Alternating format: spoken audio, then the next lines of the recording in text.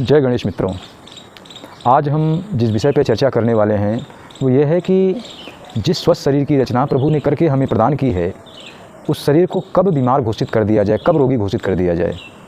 क्योंकि जो आधुनिक विज्ञान है, देखिए विज्ञान शब्द पे एक लाइन मैं आपको बताना चाहूँगा कि लगातार हमको पढ़ाया गया कि विज्ञान का मतलब होता है विशेष ज्ञान। ये बिल्कुल ही गलत अवधारणा है, या कहाँ लिखा गया है मैंने तो नहीं देखा आज तक। विज्ञान का मतलब होता है विकृत ज्ञान, और उसको शुद्ध करके ताकि मानव कल्याण के काम में आ सके, मानव को प्रदान करना ही हमारे ऋषियों मुनियों महर्षियों, जिसे आज साइंटिस्ट कहा जाता है, रिसर्चर कहा जाता है, उन सब का कार्य है। आज अंधाधुंध विज्ञान की आपूर्ति ने हमारे स्वास्थ्य को सत्यानाश कर दिया। हमारे स्वास्थ्य से संबंधित सारी समस्याएं इस विकृत ज्ञान की उत्पत्ति हैं और कुछ नहीं। हमारा जो पारंपरिक ज्ञान था उसने हमको लगातार स्वस्थ रखा। जब तक गाँवों की स्वास्थ्य समस्या के लिए उत्तरदायी वैद्य थे, तब तक हर एक घर में एक शुगर का रोगी, हर एक घर में एक ब्लड प्रेशर का रोगी, हर एक घर में एक थायराइड का रोगी, और घर में जितने लोग 50 साल 55 साल के ऊपर हैं, सबके सब आर्थराइटिस यानी गठिया के रोगी नहीं हुआ करते थे। ज़्यादातर लोग 100 वर्ष की आयु पूर्ण करते थे, और 100 वर्ष की आयु पूर्ण करने के बाद वो अपने जीवन के अंतिम उद्देश्य मोक्ष की प्राप्ति की ओर बढ़ते थे। किंतु आज ज़्यादातर अकाल मृत्यु हो रही है। कोई 55 साल में मर जा रहा है, कोई 50 साल में, 60 साल में, 70 साल में। 70 साल में अगर कोई मरा, 30 साल उसकी उम्र रह गई जिसको उसको जीना चाहिए था, लेकिन वो नहीं जी पाया। क्यों? क्योंकि उसको समय से रोगी नहीं घोषित किया गया। तो आज इसी विषय पर चर्चा करते हैं कि कब इस शरीर को रोगी घोषित कर दिया जाए, यह उचित होगा। देखिए, आज यदि आपके पेट में गैस बन रही है, यदि आपके अंदर आलस्य है, यदि आपके अंदर क्रोध की मात्रा इतनी बढ़ गई है कि रोज़ शाम को सुबह अपने ही परिवार, अपने ही अंश, अपने पुत्रों को, पुत्रियों को, अपनी स्त्री को, अपने माता पिता को हम हिंसाग्रस्त कर दे रहे हैं, उनके साथ रोज़ मारपीट कर रहे हैं, झगड़ा कर रहे हैं, उनके प्रति हमारे मन में द्वेष आ रहा है। बंधु बांधवों की तो बात पूछिए ही मत, अब कुल खानदान तो नष्ट हो चुका है। इस अवस्था से बाहर निकलने के लिए आदमी को समय से रोगी घोषित करना होगा। क्या आलस्य रोग नहीं है? क्या दिन भर आपके सीने में जलन हो रही है, रोग नहीं है? क्या कभी नीचे, कभी ऊपर, कभी सर में, कभी आँख में, कभी कान में, कहीं न कहीं दर्द हो रहा है, यह रोग नहीं है? यह रोग है। लेकिन आज का आधुनिक विज्ञान जिन बीमारियों का उपचार नहीं करना चाहता, उसे वह घोषित करता है कि यह कोई रोग नहीं है। गैस के लिए आज किसी भी आधुनिक विज्ञान के चिकित्सक से बात करिए, वो तुरंत कहता है कि गैस का कोई उपचार नहीं। ऐसा क्यों कहते हो? गैस का उपचार है। एक नहीं 1 लाख रोगी आप लाइए, गैस का उपचार है, मैं ठीक करके दूंगा। आप ऐसा क्यों कहते हो कि शुगर का उपचार नहीं है, ब्लड प्रेशर का उपचार नहीं है? शुगर और ब्लड प्रेशर के साथ कई कई सालों तक लोग जीवित हैं, उनकी बीमारियां उनके शरीर में पड़ी हैं। क्या उनको और रोगी और बीमार नहीं बना रही हैं वो? इसलिए हमें मूल भावना तक जाना होगा, जिससे हम समझ सकें कि कब यह शरीर बीमार हो जाता है। वास्तव में बीमारी का प्रारंभ उसी दिन हो जाता है जिस दिन इस शरीर की शुद्ध क्रियाओं को आप नष्ट कर देते हो। उसमें भी सर्वप्रथम जितना आप भोजन कर रहे हो, यदि उतना मल रोज़ नहीं निकल रहा है, आप मनमाना तरीके से भोजन कर रहे हो, आपको ऋतु का, काल का ज्ञान नहीं है, कितने प्रकार के विरुद्ध आहार होते हैं और उनका क्या प्रभाव शरीर पर पड़ता है, इसका कोई ज्ञान नहीं है। इसी का परिणाम है कि पूरा का पूरा परिवार एक साथ बीमार हो रहा है। इन परिस्थितियों से बचने के लिए मूल वस्तु है आपका पेट साफ होना। इसके बाद जो हमारे शरीर में 8 और छिद्र हैं, उनसे भी लगातार मल निकलता रहे, जैसे हमारे कान से, हमारे नाक से, हमारे पसीने के रूप में हमारी त्वचा से, हमारे नाखून लगातार निकल रहे हैं, हमारे बाल लगातार निकलते रहें। ऐसा ना हो कि बाल आप गंजे हो गए हैं, ऐसी कोई बीमारी नहीं है। बाल क्या है? बाल भी एक प्रकार का मल है, और यदि न निकले तो आपके मस्तिष्क को भ्रष्ट करेगा। आप केवल और केवल गंजे नहीं हैं, आप अंदर से राक्षस बन जाएंगे। अगर ये बाल निकलना बंद हुआ तो आप अकाल मृत्यु के भागी होंगे। इसलिए यदि आप अपनी कार्य क्षमता में कमी पा रहे हैं, यदि आप कोई काम करने में अपने आप को असफल पा रहे हैं, तो वहाँ भी आपको सोचना होगा क्यों एक ही मानसिक रोग है ये सब, मैं ये नहीं कर सकता, यह असंभव है। जहाँ आपने असंभव शब्द कहा, वहाँ यह जुड़ गया कि आप इसको करना ही नहीं चाहते।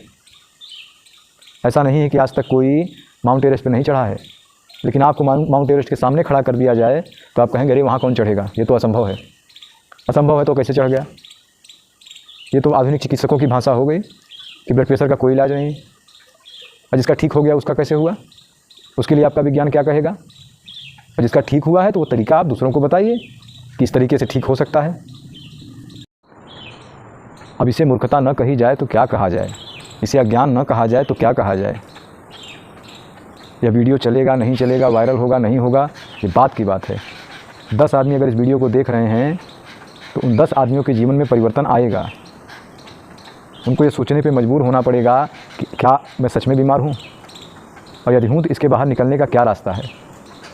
जब आप सोचेंगे तभी पाएंगे। बिना इच्छा के प्राप्ति होती ही नहीं है। यदि आपके अंदर एक अनिच्छा है तो वह सारे कार्य को असंभव बना देगी। तो शारीरिक स्वास्थ्य, मानसिक स्वास्थ्य, लगातार चिंता, क्रोध, द्वेष, पाप, लालच, इतना लालच है कि भारत के 10% लोगों ने 90% लोगों का सारा धन धान्य संसाधन सब कब्जा कर लिया है। 90% लोगों के जीवन में जो दरिद्रता है उसके लिए कौन जिम्मेदार है? वही 10% ना। अब उनके जो जीवन में रोग शोक दुख नहीं आएगा। आप दुनिया भर का धन संचय करके अपने पास रख रहे हैं और जिसके जीवन में अभाव है उसके लिए आप उत्तरदायी हो गए। कोई भी कारोबारी भारत में अपने कर्मचारियों को पैसा नहीं दे रहा ठीक से, न देना चाहता है।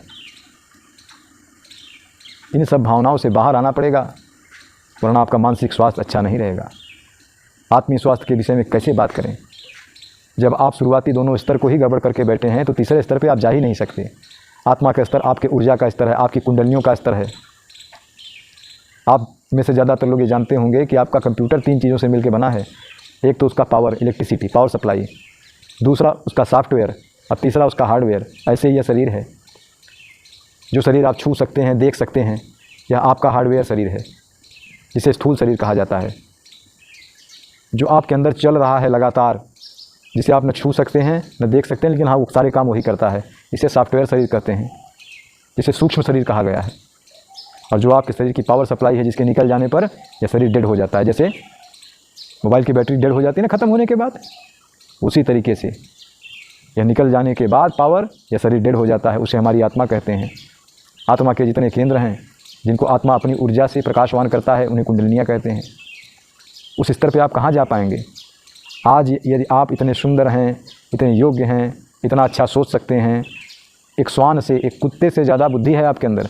इसका कारण यह है कि आपके जो पूर्वज बड़ा तपस्या कर करके इस शरीर में इस प्रकार का इवोल्यूशन पैदा किया कि आप इस लायक हैं आज। लेकिन आप अपने जीवन को ही देखिए। आपने बचपन में जिस तरीके से वृद्ध देखे थे, उस तरीके के वृद्ध अब नहीं दिखते। अब 60 वर्ष की आयु पूर्ण कर चुका हो जो, वो केवल बीमार होता है, वृद्ध नहीं होता। उसकी बीमारी का उपचार हो नहीं रहा है, तो अपनी आयु पूर्ण करने के पहले ही वो अकाल मृत्यु को भागी हो जा रहा है। यदि आपके द्वारा खाया गया भोजन पूरी तरीके से अपने समय से पेट से नहीं निकल रहा है, पेट आपका बाहर निकला हुआ है, तो आप समझ लीजिए आप रोगी हैं। आप में से जितने लोग यह वीडियो देख रहे हैं, सबसे मैं एक प्रश्न पूछना चाहता हूँ कि आप ये बताइए कि ये मेरा पेट है। अब आप अपना पेट देख लीजिए, इन दोनों में क्या अंतर है। और मैं पेट को अगर पिचका लूँ तो एक प्रश्न पूछता हूँ, इस प्रश्न का जवाब खोजिएगा ज़रूर, मुझे मत दीजिएगा। स्वयं को यह प्रश्न पूछिए और उसका उत्तर स्वयं को दीजिए। इससे आपको ज़्यादा आसानी होगी स्वयं को रोगी घोषित करने में, ताकि उसका उपचार हो सके। देखिए आप,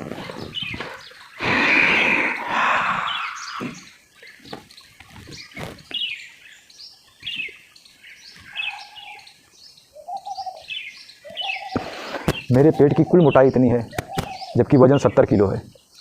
70 किलो के जितने व्यक्ति देख रहे हो, जितनी महिलाएं, माताएं, बहनें, भाई जितने देख रहे हो, सब केवल एक प्रश्न का जवाब दे दें कि मेरा पूरा पेट इतने में है, आपका पूरा पेट इतने में आ रहा है, मुझसे बड़ी आपकी लीवर हो गई है, मुझसे बड़ी आपकी किडनियाँ हो गई हैं, कि आपके शरीर में प्रभु ने इतना बड़ा बड़ा लीवर, इतनी बड़ी बड़ी किडनियाँ लगा दी हैं, इसलिए आपका पेट इतना है।